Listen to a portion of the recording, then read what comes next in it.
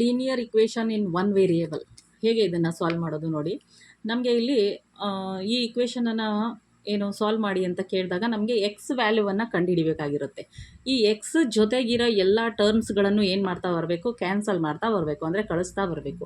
ಈಗ ನಮಗೆ ಈ ಎಕ್ಸಿಗೆ ಸ್ವಲ್ಪ ದೂರ ಇರೋದು ಯಾರ್ದು, +9. ಇದನ್ನು ತೆಗಿಬೇಕು ಅಂದರೆ ಇದರ ಅಪೋಸಿಟ್ ಸೈನನ್ನು ಎರಡೂ ಕಡೆ ಮಾಡಿಕೊಂಡು ಕಳಿಬೇಕು. ಹೇಗೆ ನೋಡಿ, 5x + 9, ಈ +9 ಅಪೋಸಿಟ್ -9. ಈ ಕಡೆ ನೀವೇನು ಮಾಡ್ತೀರೋ ಈ ಕಡೆದಕ್ಕೂ ಸೇಮ್ ಮಾಡಬೇಕು, -9. ಇವಾಗ ಈ ಟರ್ಮ್ ಕ್ಯಾನ್ಸಲ್.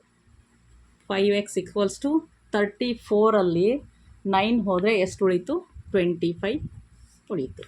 ಈಗ ಎಕ್ಸಿಗೆ ಹತ್ತಿರ ಇರೋದು ಯಾವುದು, ಈಗ 5 × 5. ಈ × 5 ಹೋಗಬೇಕು ಅಂತಂದರೆ ಡಿವೈಡೆಡ್ ಬೈ 5 ಮಾಡಬೇಕು. 5x / 5. ಇಲ್ಲಿ ಏನು ಮಾಡ್ತೀರೋ ಇದಕ್ಕೂ ಸೇಮ್. ಈ 5 ಕ್ಯಾನ್ಸಲ್. ಇದು 5 1s 5 5s. ಹಾಗಾದರೆ ಎಕ್ಸ್ ಅಂತಂದರೆ ಎಕ್ಸ್ ವ್ಯಾಲ್ಯೂ ಏನು ಸಿಕ್ತು, 5 ಸಿಕ್ತು.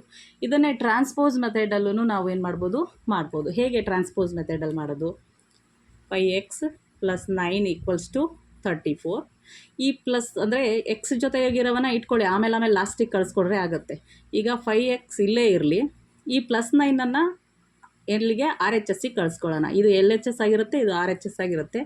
34 +9 ಟ್ರಾನ್ಸ್ಪೋಸ್ ಆಯಿತು ಅಂದರೆ -9 ಆಗುತ್ತೆ. 5x = 34 9 ಹೋದರೆ 25. ಇವಾಗ x ಇದೆ ಅಲ್ವಾ, ಇದು RHSಗೆ ಹೋಯಿತು ಅಂತಂದರೆ ಡಿವೈಡೆಡ್ ಬೈ x 5 ಆಗುತ್ತೆ. 5 1s 5 5s, x = 5.